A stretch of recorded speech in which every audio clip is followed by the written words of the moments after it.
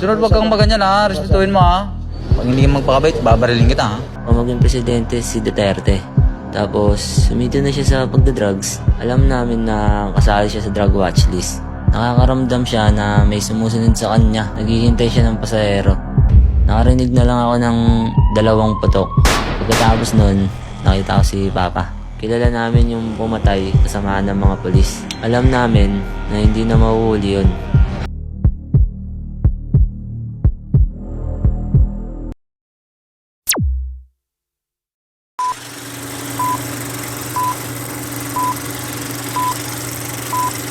Noong tumakbo si Rodrigo Duterte bilang Pangulo, isa sa pinakamatunog niyang pangako ay ang tapusin ang problema sa droga sa loob lang ng 6 na buwan. At aminin man natin o hindi, maraming Pilipino ang naniwala sa kanya. Pero habang tumatagal, napaisip din ng marami. Posible nga bang matapos ang isang problemang matagal nang pinipilit ayusin ng ating bansa sa loob lang ng kalahating taon? At kung oo, anong kailangan gawin para mangyari iyon? Those are really the criminals of having a headache, especially drugs. My God, I hate drugs. And I had to kill people because I hate drugs. As a newbie, I usually feature books that I genuinely love. Pero paminsan-minsan, gusto ko rin pag-usapan yung mga issue na relevant. Yung mga issue na hanggang ngayon ay pinagdedebatehan pa rin ng mga Pilipino. At isa na doon ay ang war on drugs ng administrasyon ni Rodrigo Duterte. Hanggang ngayon, laman pa rin siya ng balita dahil sa kaso niya sa ICC at sa mga alegasyon ng crimes against humanity. At kahit ilang taon na ang lumipas, hati pa rin ang opinyon ng mga tao. May ilan na naniniwalang mas naging ligtas ang bansa noon, pero mayroon din mga pamilyang nawalan ng mahal sa buhay, na hindi man lang nabigyan ng pagkakataon ipagtanggol ang kanilang sarili. Kaya para sa episode na ito, naisip kong ikwento ang ilan sa mga karanasang iyon sa pamamagitan ng Some People Need Killing ni Patricia Evangelista. Dahil minsan, mas naiintindihan natin ang isang issue kapag narinig natin ang mga kwento mula sa mga taong naapektuhan nito. At pagkatapos ng episode na ito, kayo na ang bahalang magdesisyon. Tama ba talaga ang naging paraan ni Pangulong Duterte sa paglaban sa droga? Ako nga pala si Tessa Saavedra at samahan niyo ako ulit dito lang sa Isang Pahina, Isang Kwento, Isang Aral. Ang sarap pala magbasa.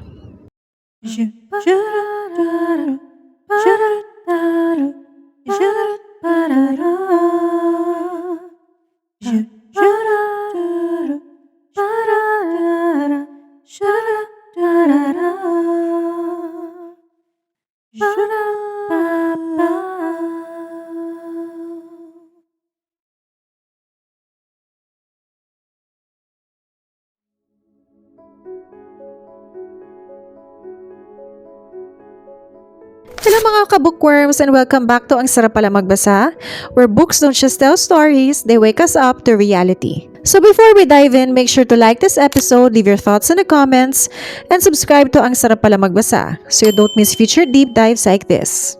At bago tayo magpatuloy sa about the author, gusto ko muna mag-share ng konting backstory sa librong ito. Last year, I experienced the biggest health scare of my life. It started with a severe headache and fever that just wouldn't go away. Despite taking medication, my condition didn't improve, so I had to be rushed to the hospital.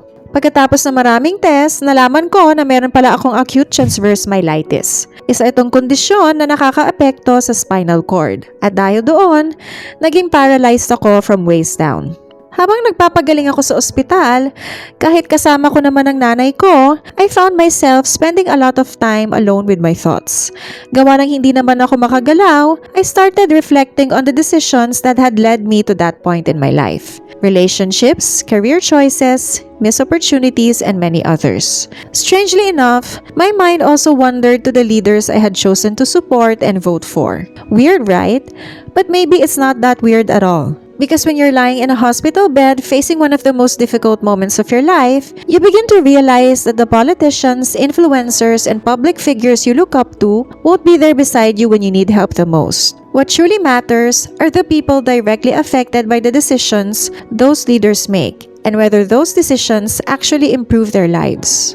So nung pinayagan na akong umuwi para i-continue yung recovery ko sa bahay, naalala ko na meron pala akong libro na binili na sinulat ni Patricia Evangelista. At that time, I didn't know that reading it would challenge many of my assumptions, force me to confront uncomfortable realities, and make me reflect even more deeply on the choices we make, not just as individuals but as citizens. So bago tayo pumunta sa mga naging realizations ko, I'd like to share something about the author. Si Patricia Evangelista ay isang Filipina journalist na matagal nang nagko-cover ng karahasan, kahirapan, politika at human rights issues sa Pilipinas. Sa katunayan, ilang taon na niyang sinusubaybayan ang war on drugs ng administrasyon ni Rodrigo Duterte. Mula sa mga crime scene hanggang sa mga pamilyang naiwan ng mga biktima. At dahil doon, nabuo niya ang librong Some People Need Killing. So for the trivia, una ko narinig ang pangalan ni Patricia Evangelista noong nanalo siya sa isang London-based international public speaking competition. At ang mas impressive pa rito, teenager pa lamang siya noon. Nanalo siya dahil sa kanyang speech na pinamagatang Blonde and Blue Eyes para sa temang Borderless World, kung saan tinalo niya ang 59 contestants mula sa 37 na bansa.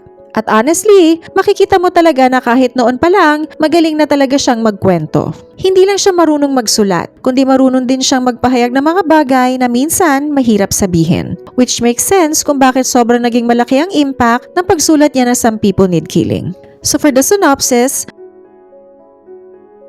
at gaya nga na sinabi ko sa intro, nabasa ko po itong librong ito last year. Nataon pa na Holy Week din nun. Habang nagpapagaling ako, ito yung naisip kong basahin. Medyo bad decision yata siya. Kasi habang binabasa ko yung libro, parang lalong bumigat ang pakiramdam ko. Kung titignan lang natin ang dedication, this book is dedicated to the survivors of the drug war, named and unnamed, who have chosen to bear witness. Without their courage, this record would not exist. Doon pa lang, alam mo nang hindi magiging magaan ang librong ito. Gayunpaman, desidido pa din akong basahin ang librong ito dahil gusto kong malaman kung effective ba talaga ang war on drugs sa nakaraang administrasyon.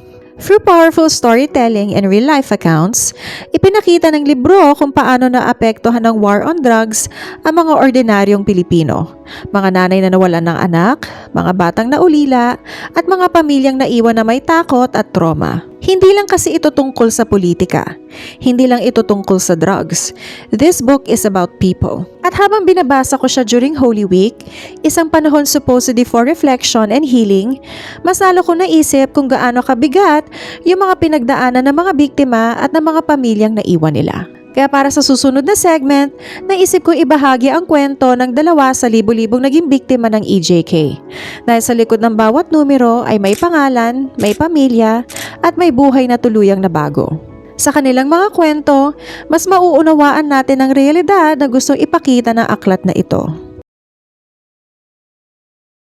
Isa sa mga kwentong talagang tumatak sa akin ay ang kwento ni Justin Lopez. Si Justin, o mas kilala sa palayaw na Tirek, ay lumaki sa Tondo. Ipinanganak siya noong bispiras ng bagong taon ng 1991, kina Normie at Lito Lopez. Bata pa lang siya, na-diagnose siya ng epilepsy, kaya binigyan siya ng palayaw na Tirek. Dahil tuwing inaatake siya, tumitirik ang kanyang mga mata na may kasamang panginginig ng braso at pangangatal ng kanyang mga ngipin. Dahil sa barkada, natuto siyang gumamit ng marijuana at kalaunan, shabu. Pero sa kabila noon, itinuturing pa rin siya na mabuting anak. Nagtatrabaho siya at kumakayod para makatulong sa pangkabuhayan nila na pangangalakal. Sa edad na 21, 2 na ang anak niya. Minsan na siya naaresto dahil nadamay siya sa isang anti-drug operation na target ng isa sa mga kaibigan niya. Pero noong gabi ng May 18, 2017, hindi niya alam na iyon na pala yung huling gabi ng buhay niya. Nasa bahay lang si Justin nang may tumawag sa kanya, pero hindi niya daw yun kilala kaya lumabas na lang siya para magmerienda.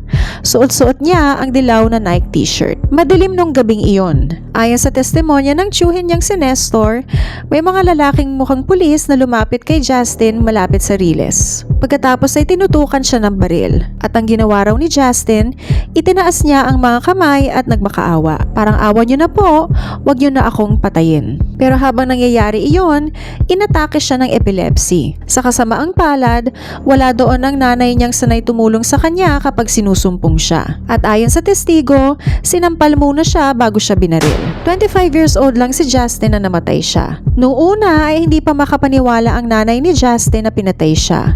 Pero dahil suot-suot niya ang kanyang paboritong yellow Nike shirt at yun ang nakita ni Normie nang ipinakita sa kanya ang bangkay, wala nang nagawa ang nanay niya kundi maniwala sa isang itinuturing niyang isang napakasamang bangungot na nangyari sa buhay nila. Ayon sa police report, tinawag iyong armed encounter. Sinasabi ng mga pulis na nanlaban daw si Justin at tinangkang umiwas sa pag-aresto. Pero para sa pamilya ni Justin, ibang kwento ang nakita nila. Hindi isang nanlaban, kundi isang lalaking may sakit na natatakot at nagsusumamo na huwag patayin. Paglipas ng ilang taon, nagkaroon ng kaunting pag-asa ang pamilya ni Justin na maglabas ng order ang ombudsman laban sa isa sa mga sangkot na pulis na si Jerry Heñalope. Pero tulad ng maraming pamilya ng EJK, tila hindi pa din nila nakakamit ang tunay na hustisya. Dahil bagamat hindi na pulis si Heñalope, hindi pa din naman siya nakulong sa nagawa niya. Isa rin sa mga kaso na banggit sa librong ito ay ang kaso ni na Frank at Sonia Gregorio. At ang nakakatakot dito, hindi ito drug-related case. Pero naging isa pa rin ito sa mga insidenteng nagpagising sa maraming Pilipino tungkol sa abuso ng kapangyarihan at kultura ng karahasan sa bansa. Nangyari ito sa Panikitarlac. Kung magdadab ako ng title para sa kasong ito, I would call it Gunshots That Were Heard All Over the Country. Dahil di tulad na ibang kasong pagpatay na walang footage o witnesses, ito nakuna ng video. Nagsimula raw ang away dahil sa boga, isang improvised noisemaker na gawa sa PVC pipes o kawayan, na kabilang sa prohibited firecrackers. Sa video na kuha ng 16-year-old na kamag-anak nila, makikita ang mainit na pagtatalo sa pagitan ng pamilya Gregorio at ng pulis na si Jonuel Nuesca. Habang tumataas ang tensyon, maririnig pa sa background ang kantang I Don't Care ng bandang To Anyone. At pagkatapos noon, biglang pumutok ang baril. Binaril si Sonia Gregorio. At nang yakapin at tulungan siya ng anak niyang si Frank, pati siya binaril din. Sa harap mismo ng isang batang babae na 12 anyos na anak ni Nuesca. At dahil kumalat ang video online, naging imposible para sa publiko na iwasan o i-deny ang nangyari. May resibo, may footage, kaya kita ng buong bansa. Noong unang linggo ng January 2021, humarap si Jonuel Nuesca sa korte at nag-plead ng not guilty. Pero 8 buwan matapos noon, nahatulan din siya. Noong November 30, 2021, namatay siya sa New Bilibid Prison Hospital matapos umuna siya mag-collapse habang naglalakad kasama ang kanyang kakosa. Ayon sa report, cardiac arrest ang ikinamatay niya. Pero kahit may conviction na, walang desisyon ng korte ang kayang magbalik ng buhay nina Frank at Sonia Gregorio para makapiling nila ulit ang kanilang pamilya. Magkaiba man ang kaso nina Justin Lopez at ng mag-inang Gregorio, parehong ipinapakita ng mga insidenteng ito kung gaano kalaki ang epekto ng isang kulturang nasanay sa karahasan. At kahit hindi drug-related ang kaso ng pamilyang Gregorio, maraming Pilipino ang naniniwalang bahagi pa rin ito na mas malaking atmosphere of violence na lalong lumakas noong kasagsagan ng war on drugs ni Pangulong Duterte. Because as a leader, people tend to follow your example.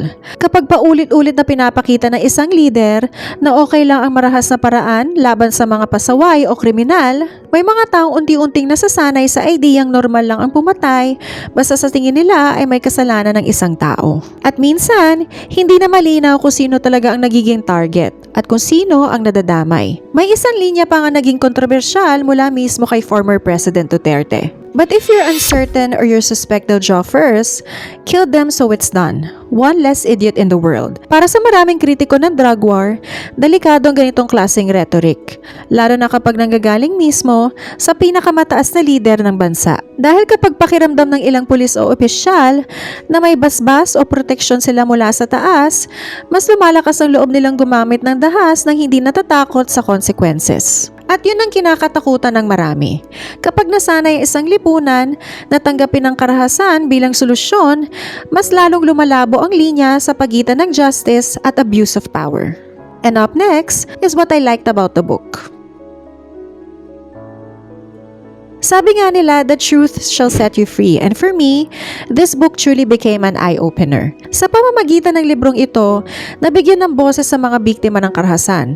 Mga tao madalas hindi naririnig sa balita o naikukuble sa likod ng mga numero. Mas naging totoo at mas mabigat ang kwento dahil galing mismo ito sa mga kaanak na mga namatay. Mga nanay, tatay, anak at kapatid na patuloy na lumalaban para sa hustisya kahit sobrang hirap at sakit. At habang binabasa mo ito, mapapaisip ka talaga. Hindi lang ito tungkol sa isang panahon ng ating kasaysayan, kundi tungkol sa mga buhay na nawala at mga pamilyang hanggang ngayon ay naghahanap pa rin ng katarungan. On the other hand, ang hindi ko nagustuhan sa librong ito is that it's a sad and dark reminder of the unfair and violent treatment of drug suspects during the time of Duterte, including those who were not truly involved in drugs. And in a way, it also makes you question the promise that was made, that drugs and drug addicts in the Philippines would be eradicated. But as the stories in this book show, addiction was not simply solved. In many cases, it was met with fear, violence, and loss of life, rather than treatment, rehabilitation, or understanding. Hindi rin naman talaga tuluyang nawala ang droga sa bansa. If anything, the problem became more complicated, not less. At mahalagang tandaan na ang termino ng isang presidente ay limitado lang sa 6 na taon. After that, many of these programs and policies either change, weaken, or are replaced, leaving long-term issues like addiction and poverty still unresolved. In the end, the book leaves you with an uncomfortable but necessary realization that real solutions require more than force. They require systems that continue beyond personalities and political terms. So for that, pupunta na tayo sa aking favorite quote. 5 months after I was born, 37 years ago, my people said no man should die because a dictator said he must. My people said it in front of tanks. They said it in front of guns. They knelt and they sang and they prayed. And they were brave. And because they were, I was born free. I chose this quote because it reminds us of the courage of Filipinos during the EDSA People Power Revolution, where ordinary people stood together against dictatorship and demanded freedom without violence. It also brings to mind figures like Ninoy Aquino, whose death became a symbol of resistance and a turning point in our history. And here's where the reflection becomes uncomfortable. How did we go from honoring people who stood and even died for democracy and human rights to a time when many Filipinos ended up electing leaders whose campaigns were associated with violence and killing without due process? It's definitely not an easy question to answer, but maybe it's exactly the kind of question we need to keep asking. Because it forces us to not look at not just our leaders, but ourselves as a nation. So for the conclusion,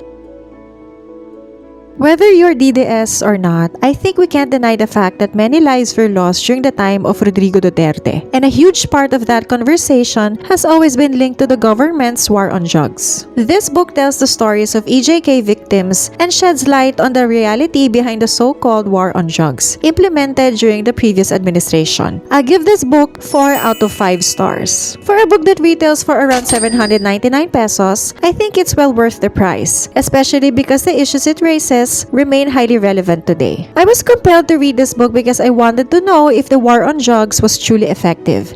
And there was always something nagging at me, like something didn't feel right. And after reading it, I realized that instinct wasn't wrong. If you're a strong supporter of the drug war, I would still recommend reading this book. Not to change your mind immediately, but to at least understand the other side. The victims, the families, and the reality of those who lost loved ones in the name of this campaign. Because these victims aren't monsters. They are humans, people who struggled, lived, and were shaped by a society that also failed them in so many ways. At the end of the day, taking shortcuts to solve deep-rooted societal problems rarely leads to real solutions. For me, that's what the drug war represented. An attempt to fix something complex through force alone. If we want lasting change, problems like addiction, poverty, and crime don't disappear overnight. They require time, systems, and solutions that go beyond fear and violence. So for the final thoughts, ang sarap pala magbasa dahil nagiging paraan ito para mabigyan ng boses sa mga taong hindi nabigyan ng pagkakataon ipagtanggol ang kanilang sarili. Ang sarap pala magbasa dahil ito'y nagiging paraan para mapag-usapan ng mga bagay na madalas ay komplikado, kontrobersyal at mahirap unawain. At ang sarap pala magbasa dahil sa pamamagitan ng mga libro, mas nagkakaroon tayo ng pagkakataon makita ang iba't ibang pananaw at mas mapalalim ang ating pag-unawa sa mundo at sa ating kapwa. And that concludes my review of Some People Need Killing. Reading this book wasn't easy. There were moments when I had to pause, reflect, and ask myself difficult questions. Questions about justice, questions about accountability, and questions about the kind of society we want to build. During one of the most darkest periods of my life, I found myself reflecting on the decisions I had made, not just personally but also as a citizen. This book reminded me that the choices we make at the ballot box have real consequences for real people. Whether you agree with Patricia Evangelista's perspective or not, I believe this is a book worth reading because it challenges us to look beyond political slogans and confront the human stories behind the headlines. If you enjoyed this episode, don't forget to like, share, and subscribe. Available din tayo sa YouTube, Spotify, and Apple Podcasts. At the end of the day, hindi layunin ng podcast na ito na diktahan kung paano ka dapat mag-isip. Bagkus mas gusto lang natin hikayatin ang bawat isa na maging mas mapanuri, magtanong, at maging bukas sa pag-unawa sa mga realidad na maaaring iba sa sarili nating karanasan. Ako nga pala ulit si Tessa Saavedra. Maraming salamat sa pakikinig at samahan niyo ako ulit sa susunod na episode dito lang sa Isang Pahina, Isang Kwento, Isang Aral. Ang sarap pala magbasa.